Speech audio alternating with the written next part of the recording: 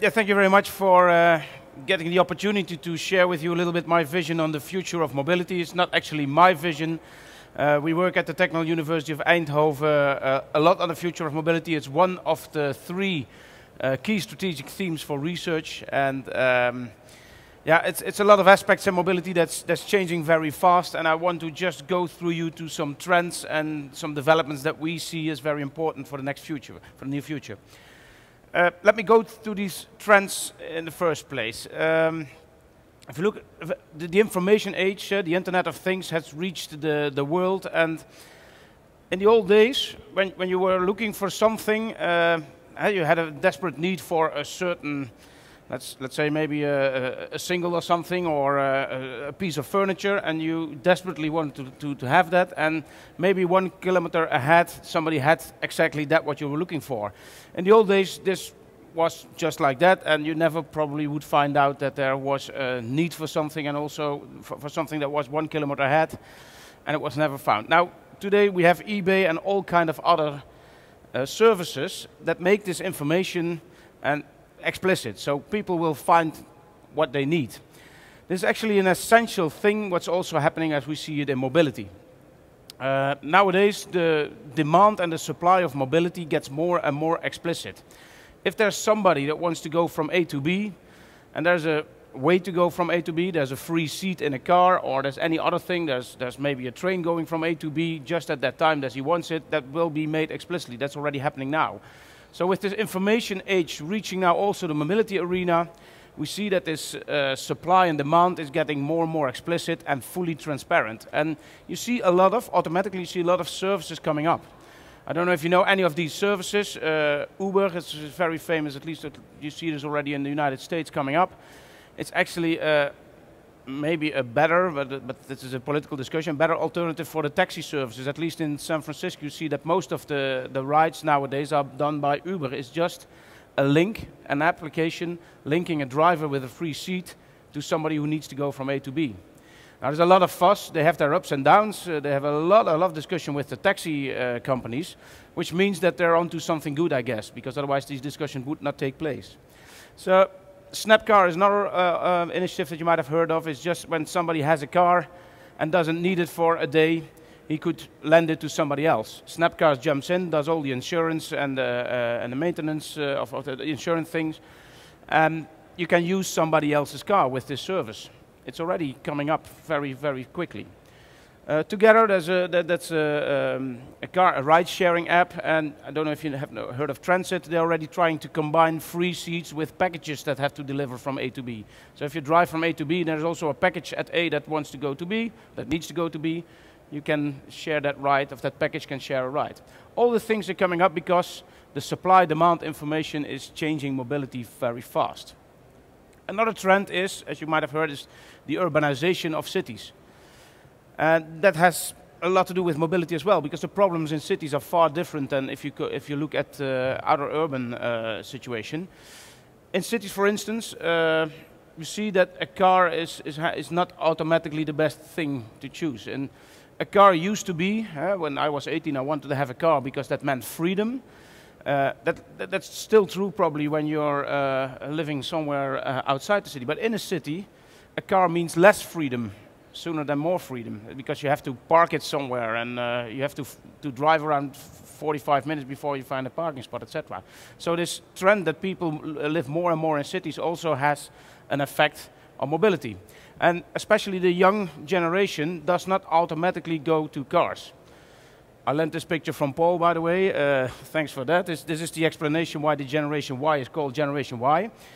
But the important thing is that this Generation Y does not automatically grab to the car. They are very much more open to do multimodal. They want to be online. And that's, at this moment at least, much easier in a train than in a car, and safer. Another very important trend is, and it's not so much a trend, this is just a fact actually, is the Moore's law. As you might have known it, that's just the law behind the fact that computing power of our systems doubles every year, more or less. So every year, a computer of $1,000 can do twice as much as the year before. This is the reason that I just had a comparison between the Apollo 11 that brought a man to the moon and brought it back, which is even better job to do. They had less computing power than such an annoying birthday card with this song in it, with a very long-lasting battery, I could say, because I have children. But so the computing power of this 2-cent chip is just as much as this big Apollo 11. This is also continuing. Also for the next years, we will be sure that the computing power will double up every year. And yeah, the effects of that are enormous. This is the reason that all the ICT developments and the mobility developments go exponentially instead of linearly.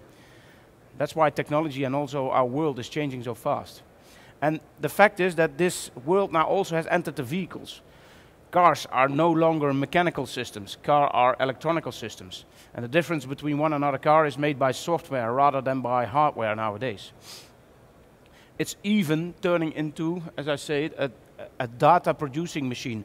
A modern car produces 100 terabytes of data. That's a very hard to grab number, but it's a hell of a lot of data. Most of it has no value, we can throw it away, but more and more of this data is very clever and can be used for all kinds of purposes. I will come back to that. If you compare the new Mercedes S-Class, it has more computers than a Boeing 747. It has 100 times more lines of software code. So these vehicles turn into incredibly intelligent machines. And these iPad on wheels, as you can look to the vehicles, they are also, and then now the real fun start sharing data with each other. And that's really where the exponential growth of the services and also the mobility technology is even further accelerated. This is a very old picture of how a Mercedes car sees its surroundings. You know, with ADAS, advanced driver assistance systems, and also the developments in autonomous vehicles, one of the most important things is that cars have to look around to make a picture of the surrounding in order to know where to head and how to support the driver in his driving tasks.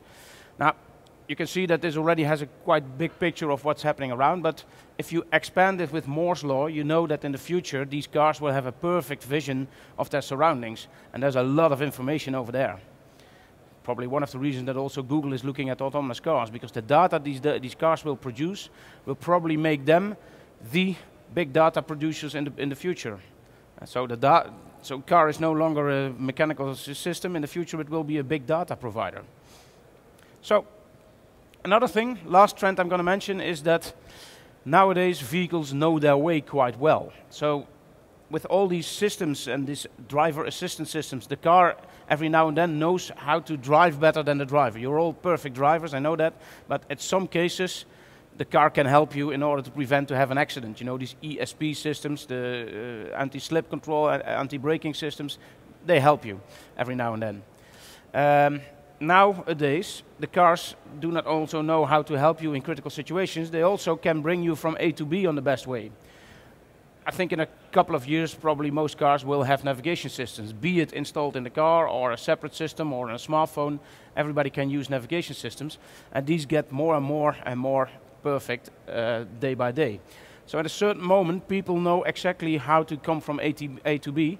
Nowadays, cars are also starting to outsmart the road authorities, because road authorities used to have the power of trying to steer people. Now that's disappearing. That's a very important trend for the future. Now,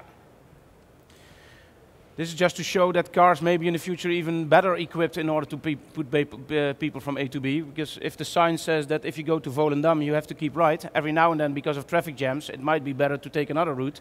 So the flexibility of these in-car systems can put a city on another public signage. So, just to summarize these trends, the supply and demand of mobility is getting more and more explicit and transparent to all people, and people will make use of that. Urbanization leveraged the multimodal traveling, especially in the younger generation, because they're less car-focused. Vehicles sharing data are becoming the big data sources, perhaps second to none in the future. So that's going to be probably also a battlefield for all these big service providers, because this car data is going to be have a lot of value. And the vehicles are outsmarting the driver and the road authorities nowadays. The nice thing, or the exciting thing I should say about this, is this is no longer a linear development, because this ICT age with this exponential development, with this Moore's law behind it, that's fueling this system at this moment. So we can expect an exponential growth of these kind of trends. Now, coming back to this good old mobility, it has been seen as a given right. So people are, I think, by evolution mobile.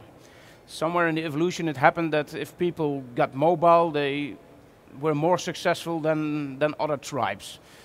They could go to the next forest and they could find more animals in order to feed the families, etc. I don't know why, but somehow in our genes, it's a fact that we want to be mobile for at least 1 hour per day.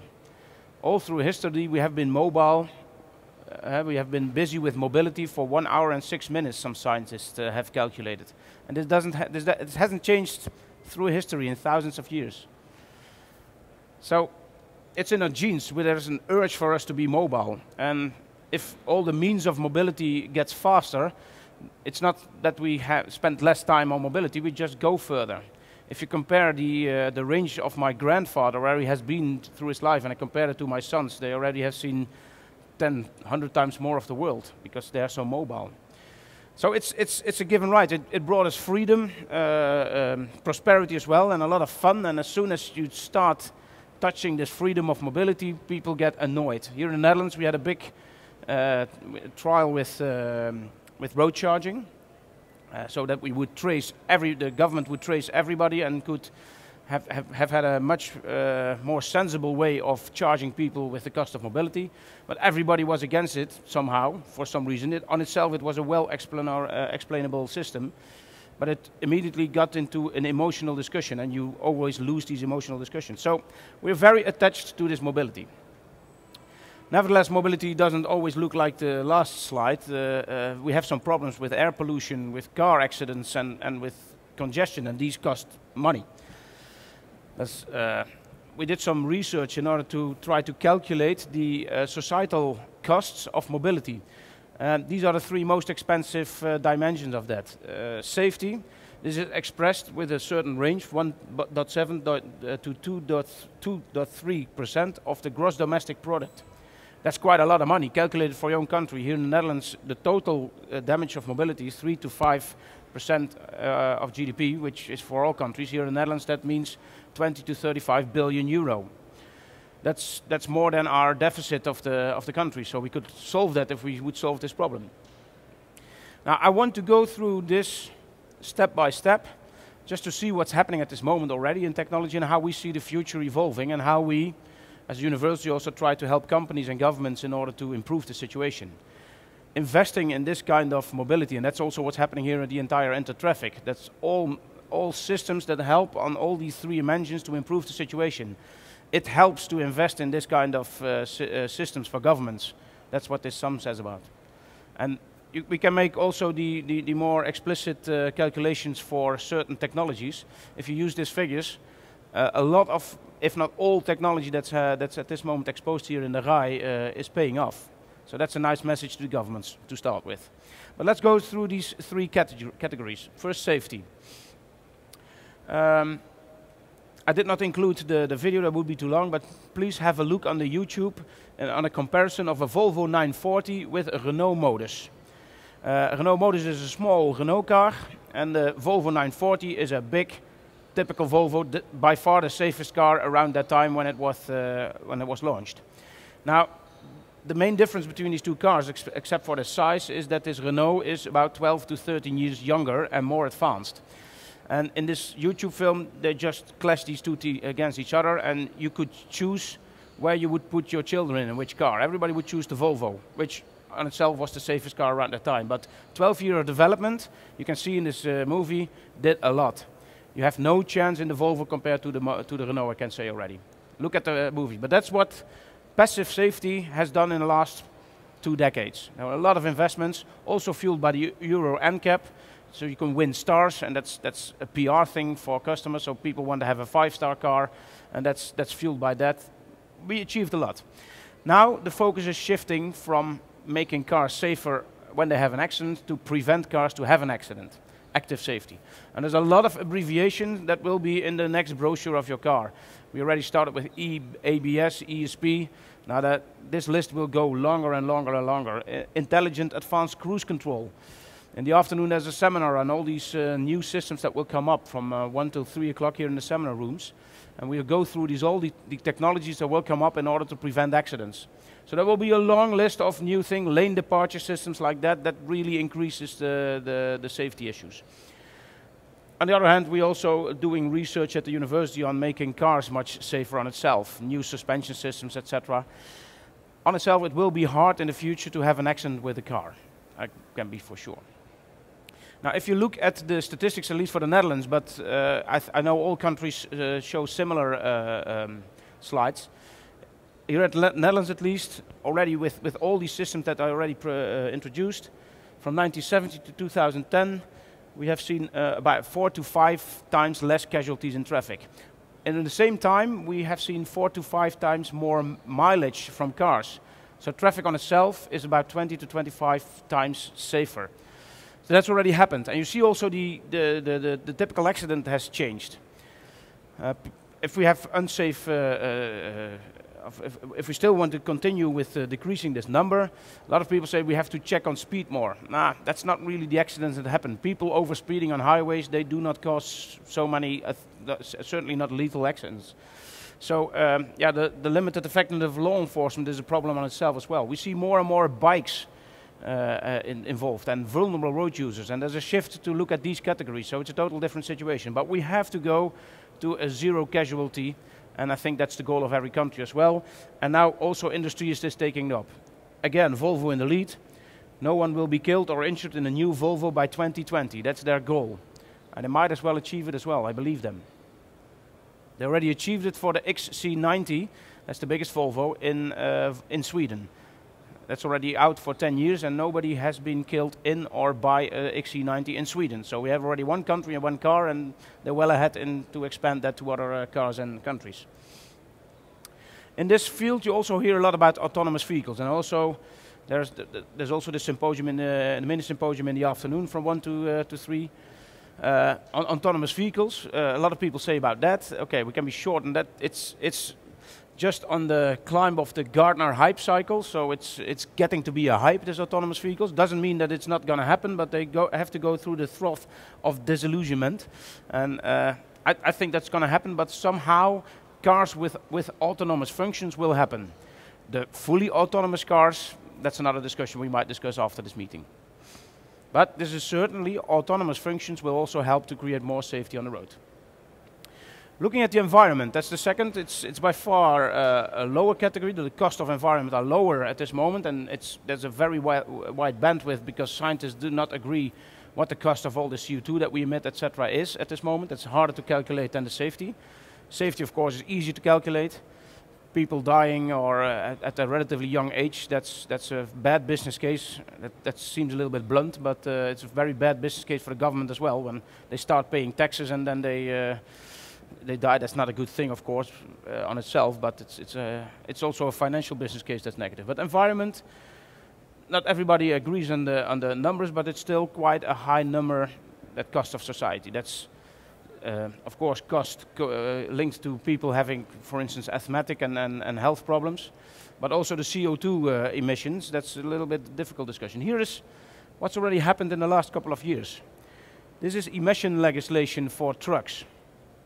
I stole this from DAF. We started with emission regulation about 20 years ago. That's the first legislation that we had. And it has been sharpened ever since. And now we're around here. I took these from DAF, as I said. They're very good in making very clean and very good engines. They're not so good in doing PowerPoint sheets. You see the square goes a little bit below zero. But maybe that's an indication of what's about to happen. Some cars have cleaner exhaust emissions than the air they take in. Like a new modern car might help in reducing the smog in Paris instead of stopping these cars.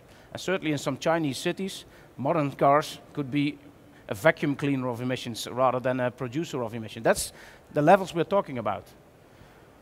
A modern car, certainly a gasoline car, gets about 10 times dirtier at the moment that the driver lights up a cigarette. Then the soot emissions go up 10 times. So the cigarette is by far more polluting than the than the exhaust. So this is what's happening at this moment. Now there's one big difference. This is emission legislation, and what we are now chasing also with science is what happens in real practice. Because emission regulation is a standardized test, and in practice vehicles are loaded much more differently. So we still have to fight the fact that maybe in practice these emissions are not so good as they promise here in the legislation. That's what we're now focusing at. But we have to see that fuel of pollution is getting less and less a problem in the future, thanks to a lot of developments that happen in the automotive industry. There's a little bit complicated picture if you want to fight the CO2 emission, because that's still left over. If you use fossil fuels, you emit with perfect combustion, you still emit CO2 emissions. And a lot of people discuss, yeah, what's the effect of CO2 emissions? I don't know myself either. That's not the science that we're in.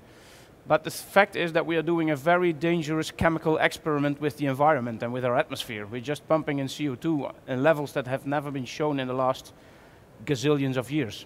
It used to be like that in the ice age, but we don't want to go back to that age probably. So CO2 is still a problem. How to prevent that? I think we can either, because the sun has enough energy for all of us, so either we have to catch the sun, and there's a lot of things are happening, catching the sun, with solar cells especially gaining worth or gaining value. But maybe somewhere in the future we'll also be able to copy the sun with nuclear fusion.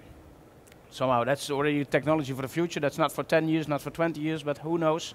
Somehow somewhere in the future with all this increasing technology we can copy the sun. What if we are able to do so? How do we get this electricity, because that's probably the shape that this energy will be made available in. How do we get this into vehicles in order to fuel the mobility? Of course we can use electric cars. Come back to that in a minute.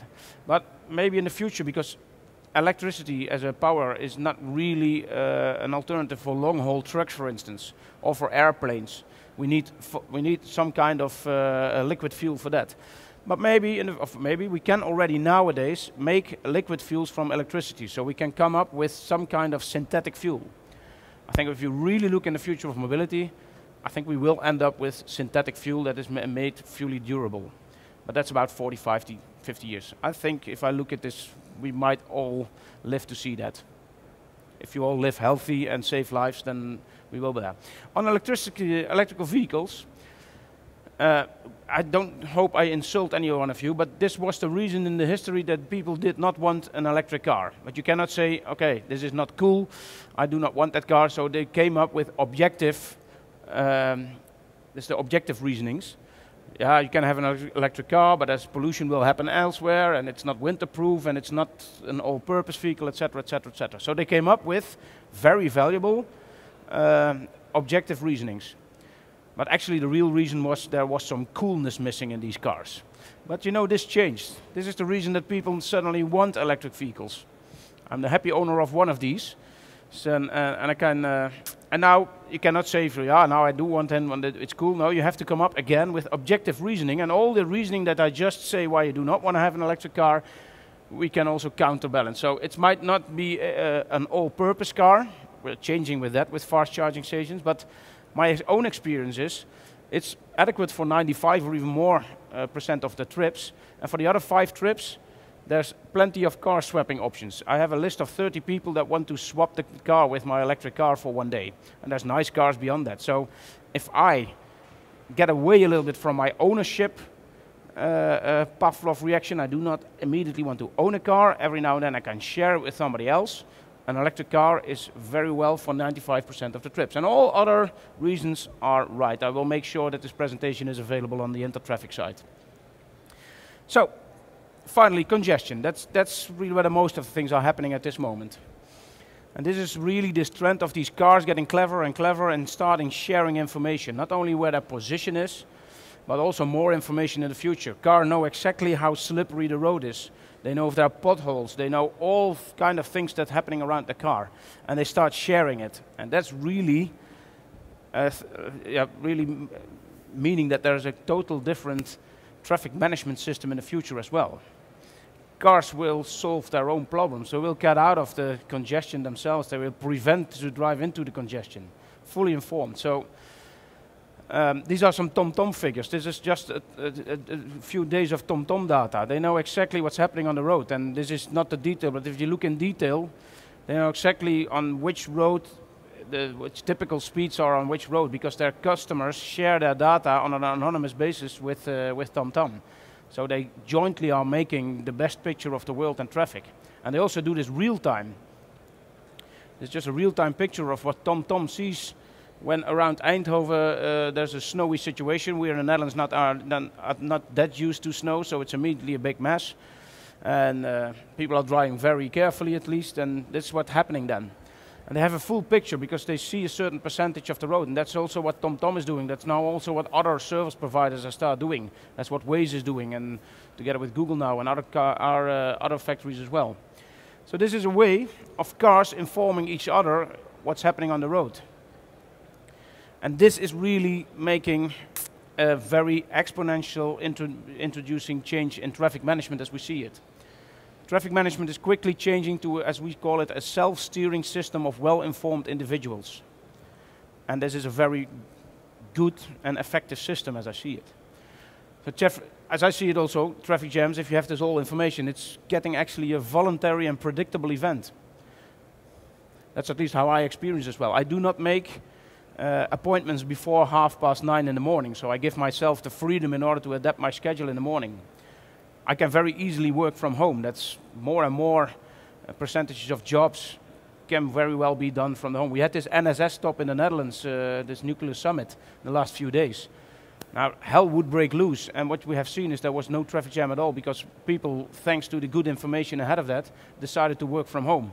More and more, I think about half of the jobs in the Netherlands can have this flexibility already now. So this is something that people also tend to use. And people, even people that are working, are open to use other modalities. I rather drive with the train because I can work in a train. Working used to be doing a lot of phone calls. That changed in doing a lot of typing. So I rather spend my time in a train than in a car because I can work there.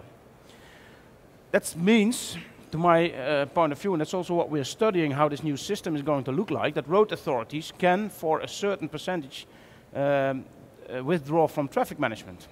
They can leave it to the self-organization system. Everybody's informed. And the thing is that also you can put up public signs in order to steer the system, but people will not look at these signs anymore. So for regular traffic and regular throughput, the people can serve themselves. Things like variable message signs and matrix signs are going to lose value. Not if there are events. If there are events, and it's not a structural way, we still need these things. But for regular traffic adjustments, I do not see the real added value of that. Same as dynamic traffic modeling and dynamic speed limits. That's things that all bring extra value to the traffic. But in the future, with these modern cars, I do not really see the added value from these huge complex systems. So, summarizing my view on mobility and what we're all doing, we are helping the industries and the governments in order to make these cars non-pollutant anymore. To use them as sustainable energy source. That can be by electricity, or maybe in the future we have some artificial fuels. And near zero accidents. It's going to be hard to have an accident with the car of the future.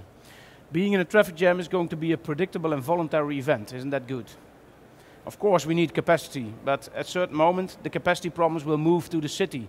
And where between cities it's very easy to add another lane to the highway, in cities there's no room to expand the highways, at least not in democracies.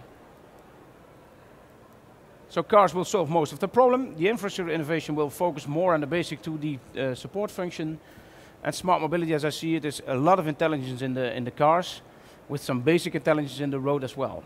But that's just relatively basic. Just like the internet developed, because it is a relatively easy infrastructure of 200 years old copper wire, with very smart sensors around it, clients and servers on the internet. That's what made the internet a success, because it could be used in all countries having copper wire of other relatively basic infrastructures.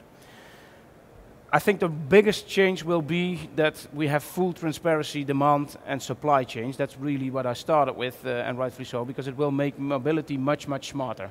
The time of having different trucks, half empty, going from A to B, we will combine that in the future. When somebody goes from A to B and has a free seat, and there's somebody he likes, it's a friend of his friend, that also has to need to go A to B, we're going to couple that. These apps and these services will come up, and that's going to be very much fun. And I think in the end it will also mean that we still can enjoy the fantastic liberty and prosperity of mobility that we have gained, and we don't have to lose that, and that's the good thing.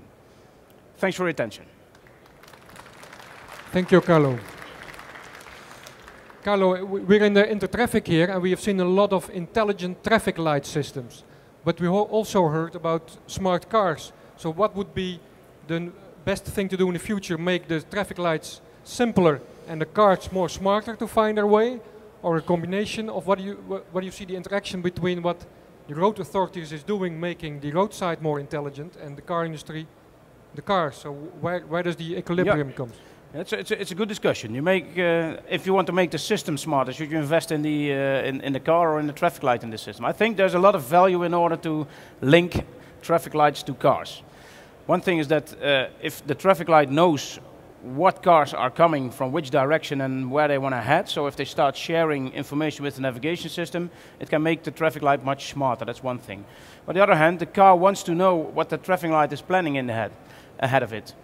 It can adapt the speed if it knows that the traffic light is going to be green in 12 seconds. So if you had an advice, and we are doing these kind of tests in the region of Helmond together with TomTom, if you know the speed exactly that you have to keep in order to catch the green light, then that would be. But if there's a lot of intelligence in the traffic light that it already starts changing in the last seconds its schedule, then that's not very beneficial for these cars trying to adapt to that. So this is going to be a very vulnerable cooperation where there's a lot to win, at least if you start sharing data between cars and traffic lights, for sure. Let's start with that. There's still a room for some quick questions from the audience. Someone who can I invite to have a quick question? The car is part of the system, but I didn't hear about trends that are still contra sustainability, like the growth in weight that we have seen, the growth in power, the growth in speed, which is absolutely non-efficient in today's cars. In my view, looking globally, for instance, for third world needs, we do not need this kind of Tesla type of car in future. We need more a very downsized, basic means of transport and not a means of fun and happiness. Yep. What's your view on that? Yeah, if I understand correctly, it's all these high-end machines are not going to help emerging countries because they don't need Teslas. They need smaller scale technology that's easily implementable. I'm relatively. You see some initiatives as well that small cars, especially in India, there are some factories. Mahindra is coming up with smaller vehicles that are going to help there. But with all technologies, be it ABS, even air conditioning, etc., it always starts with the high-end cars. Then we start tasting and then we get used to it. It gets some coolness because of these high-end cars, and after a few years you always see this dropping down to lower levels. The fact that it's being implemented in higher-end cars where people can pay the money, you start production, you start improving the system, it gets cheaper and cheaper, and you see it coming down to lower class levels as well. This is especially what you see now with all these advanced driver assistance systems. That used to be Mercedes S-Class, Audi A8, BMW 7 type of systems. Nowadays the Ford Focus, the lower level Volkswagens, they all have these lane change warnings, etc. It's quickly and quicker than before dropping down from high-end cars to low-end cars. So I believe, and I already see that with a lot of technologies that have been introduced 5 years ago, that they will be also in all the cars in India and China and all the other countries. So we look at the high-end cars, enjoy what's happening there, and let's try all to focus on making that cheaper and also installing it in lower level cars. Thank you. Can I invite someone else to have a last quick question? Yeah. Could you say your name? Yeah, my name is Andreas Kuhn from Mandata. One question, don't you think that we still underestimate the complexity of the system? Because what you told was something like a free market. Everybody has all the information, can do everything, and we're outsmarting the system. But this is a similar situation than in financial market. In financial market, also we have to anticipate the anticipation of people, and this is a very complex feedback loops. And we have seen in the last year what will be the result of this total financial collapse. Okay. Thank you. Yeah, let's not try to compare our system. Let's at least not try to have the same situation as in the financial situation. I fully agree with that. And indeed, I fully agree with you the system of traffic is extremely complex in order to estimate what people are doing. What you should ask is, what way can you handle in order to fight this complexity? If you have all the information and calculate with very difficult models, schedules, how to better steer traffic, you still have to means in order to steer traffic. And what will happen anyhow in the future, if the government wants it or not, is that people will be better informed as what's happening in the road and will more and more be tempted to go for their individual optimum. If the road authorities want that or not, that's going to happen. So we have to take notice of that trend is happening. And this will not be, because it's so complex, lead to the optimal system, but it might lead to the most feasible, less optimum system. But at least it's less optimal, but it's feasible. I think the total solution will not be, it's so complex that it's also not be on a top-down level will be able to steer that. Of course, there will be still things governments can steer with traffic lights, etc., and how to steer capacity on roads, and that's still a complex thing that will be left to the government. I for sure will see that. I agree with that. Thank you. Another question. Yes, Carlo, very interesting story today. I was just wondering, if you compare Europe to, let's say, North America and Asia, how would you position Europe in those three arenas? Are we ahead of the other two? How do we compare to the others, and how do the developments in Europe compare to the other three areas? Yeah, that's a good thing. Of course, we have Europe and also Japan had a very big advantage on this on traffic technology on itself. You see now some new trends that are more autonomously happening. And if you look for instance, in Brazil, they do not have inductive loops at this moment yet. Same goes for Turkey. India doesn't even have public signage. You don't see a lot of vehicles signage there from Delhi 200 kilometers. But they're quite clever. They think that as soon as people have cars, in order to go from A to B and come on unknown territory, they probably also have a smartphone. So why put up public signage? So they're really already taking that into account in their new traffic system. So maybe as they're very clever people over there. Just as they skipped the fixed landlines for telephone, they might immediately jump for mobile telephony. They also might immediately go to this new kind of traffic system.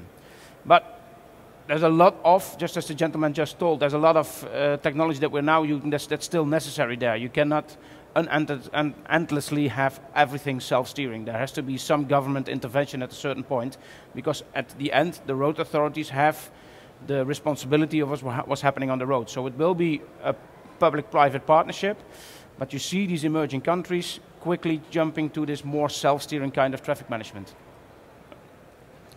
And joining me right now is Carlo van der Waaier. Thank you. Here you go. Please use the mic. Let's go behind this impressive desk. Okay. We can sit right here, because obviously you are the main star of our show here this morning. You just gave us a seminar in the theater, and our viewers were able to watch that. Okay. Your background is you do a lot of things. One of it, you work at the University of Technology in Eindhoven, yes. Where they make stuff like this. If I move the flowers, it starts. We'll see that it actually works. Fantastic. This is obviously very futuristic. Oh, yeah, it's not even for you? Yeah, this is robot cars, and a lot of the things they're doing you see already in some models that are on the market even, because they automatically have, you see, they don't crash in each other because they see each other. Yeah. So this prevents them to make accidents. And you can even make them smarter. There's Wi-Fi connected in this one as well. So we are testing all these kind of systems on a small scale with these cars. Actually, so they also communicate with each other. So if there's some sudden braking, for instance, it immediately communicates that with the other cars. So they can last one can already start braking. They know that something happening ahead of that, so they can already release the gas pedal, etc. That leads to a much more stable system. And before testing that in the big, which we also can on a local highway actually between Eindhoven and Helmond, that's a special designated test surface. These kind of devices we do driving around. It's much safer and cheaper, and of course there are always bugs in it in the beginning. Yeah. And it's easier to get them out on this scale than on a real scale, and much safer. And that's what we do in researching. Now this is a demo field. We make it especially on bar height. So this is ideal for us. It attracts people as well on the something. But we have about 10, 20, 30 of these cars. We do all kind of traffic situations we can simulate with it. And is this, when we talk about the future of mobility, is this what the future has in stock for us? Yeah, actually, it indicates that cars, because it looks like a bunch of that's not. Let's purposely put done. the flowers in, so Okay. we'll get a traffic jam. We don't get annoyed here Yeah, again. yeah. But in fact, you can see these cars that they are full of intelligence and a lot of electronics, and that's really how a car has changed. It's more an iPad on wheels and An iPad on wheels. yeah, that's actually how it looked like. The most added value of cars comes from the electronics nowadays. And the fact what these cars are doing and make it different with other ones, they're also communicating with each other. So they are very intelligent. That's what's happening on the road as well at this moment. And they start sharing this intelligence with each other. So if the front car, it measures itself when the road is slippery, for instance. Cars know that because of their ESP systems and anti-locking brake, etc. Yeah. It immediately can share that with other cars, so they already can reduce speed because there's an oil stain or whatsoever on the street. So this cars, intelligent cars sharing data, that's actually the essence of what we are researching at the university. Exactly, because, and then you take that into several topics. We see in year 7 to safety, to congestion, to pollution. Exactly. I love your quote, and I think you just used it in the seminar as well. I mean, in the future, being in a traffic jam is a predictable and voluntary event, right? Yeah, exactly. Of course, there has to be capacity. If there's only one road, then you know there's a gazillion people wanting to go from A to B through that one road. You know there's traffic. So there has to be capacity. That's a basic. You can always take a bike.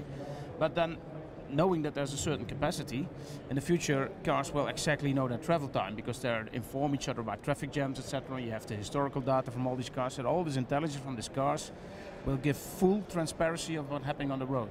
And if you then go from A to B and you know that it takes 1 hour and 32 minutes extra, either you decide to take another modality to stay at home working, which is more and more possible in the future as well. Yeah.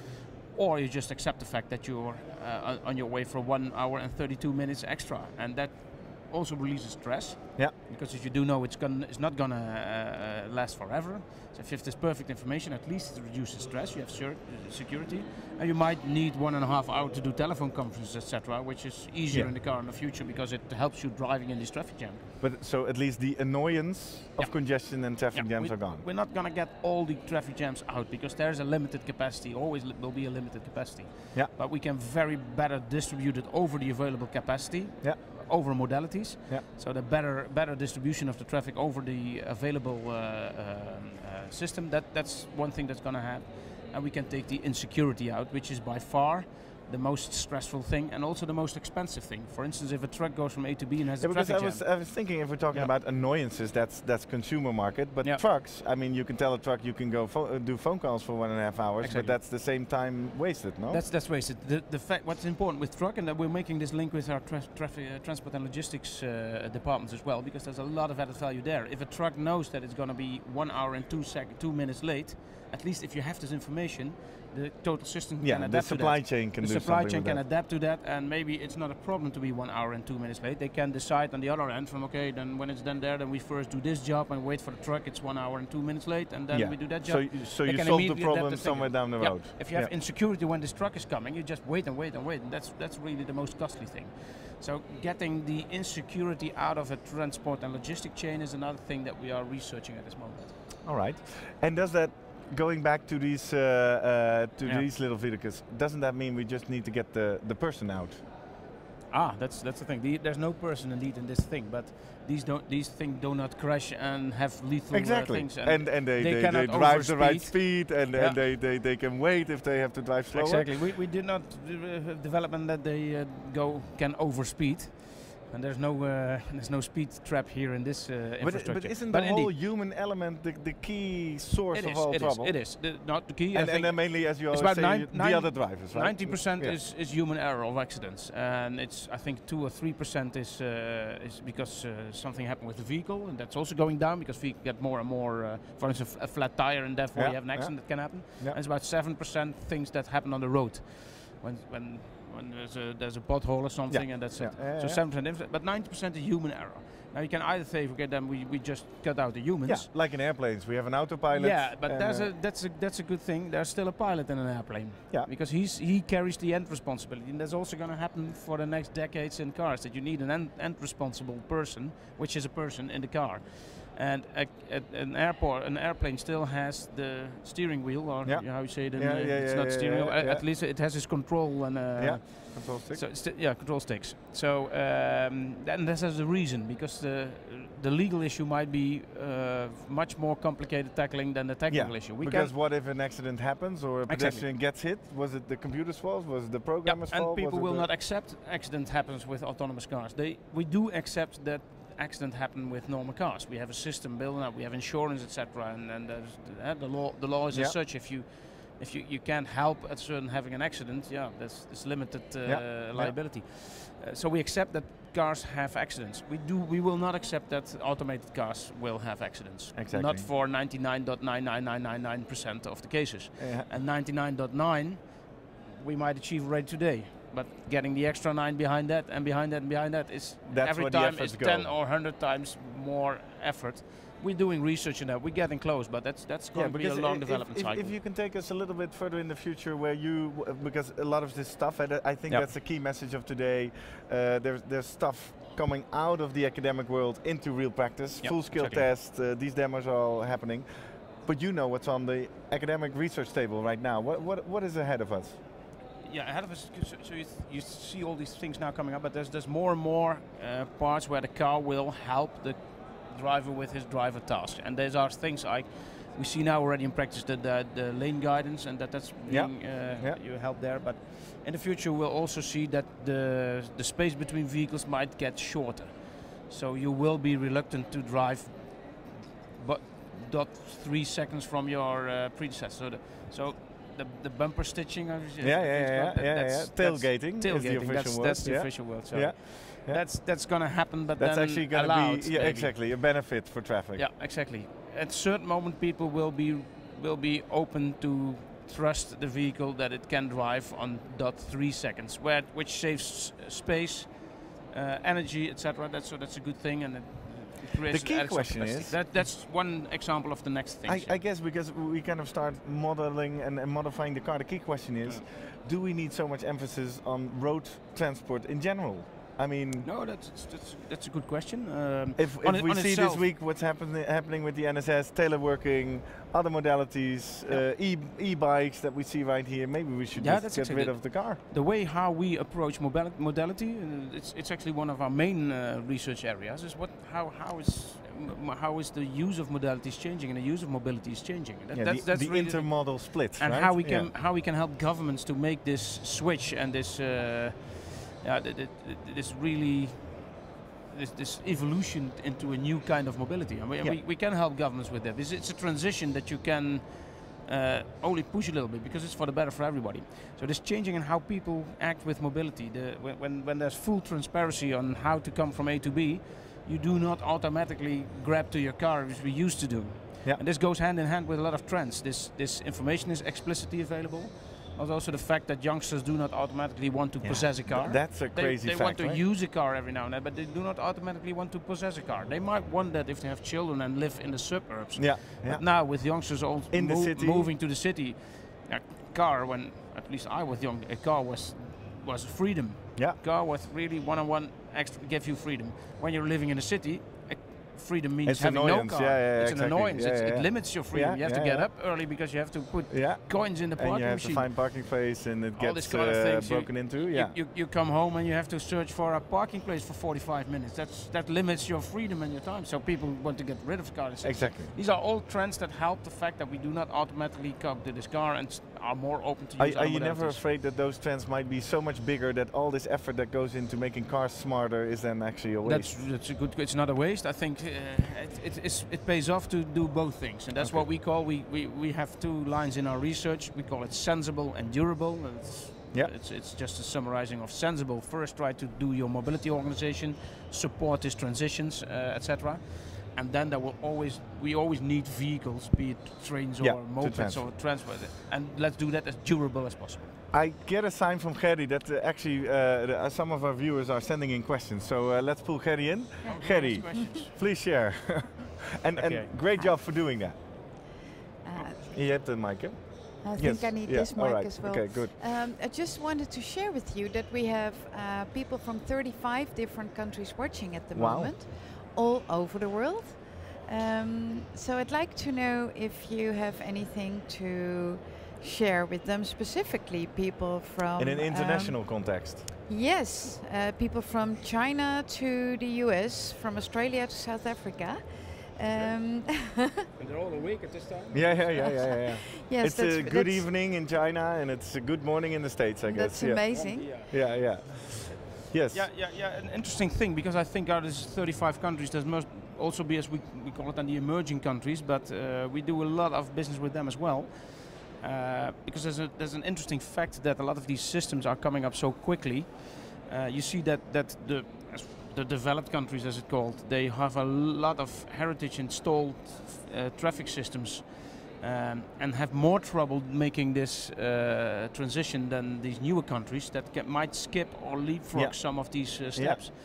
And you see these very clever people in these countries see that as well. And you see, for instance, Brazil, they do not have inductive loops as traffic measurement systems. You see that now immediately skipping, as we call it, floating car data. Try to follow a certain percentage of your cars in order to establish a traffic measurement of traffic information. All these kind of things you see that there's, we do this with South Africa as well, you see that there. They make the clever choice in order to immediately go to this next step of mobility system. And that's a very interesting thing happening in the world at this moment. Exactly. Yes? Okay. I was wondering if you already mentioned the goodie bag. Because we have your presentations in the virtual goodie bag, and you find that on the site where you're watching. You're watching the live stream in the middle of the page, and on the right side at the bottom, there we have uploaded your presentations so people can read back and have a bit more depth information. And the last question from the online audience, what do you consider as the most innovative thing you have seen on the Intertraffic show? The most, except from this table here, of course, Can we give him another round? At the first, I must say that we are here in the Smart Mobility Center, and I've been dragged into a lot of interesting meetings that I haven't been able to leave the island yet. So I cannot. So you haven't even seen the rest of the show. I have to excuse myself to all the other halls. It's so incredibly interesting what's happening all here. But that's going to happen after this interview. I have some more time, I hope. Yeah. So far, the most intelligent. So what sticks out? Yeah. What sticks out at this moment, especially the thing what you see here, especially in this smart mobility thing, is that you see also the Intertraffic hosts that very well. You see, apart from this old school development that also has a lot of high tech in it, you see it also moving from more intelligence in the car. And that's what's happening here actually in this smart mobility center. And you see all these apps adding information that increases this new world. A very bright thing that I saw was a system called Flister. Okay. And they have now a system installed, and we're going to launch it here hopefully quickly in the Netherlands. That as soon as an ambulance or a fire truck comes or a police car approaches you or is in the near, you get a sign and you immediately see it either on your navigation system on another move to the right. Yeah. And then you see that, and you know that's something happening, so you don't get scared if it happens, because a lot of accidents happen that people panic, and they so you get an early warning that is coming. That was a nice one, the Flister, I should say. But I have to say again, I haven't seen more than 15% yet, so I'm gonna enjoy the rest of the day for that. All right. Good luck, Carlo. Thank you very much. Thanks for being here, and a very interesting seminar.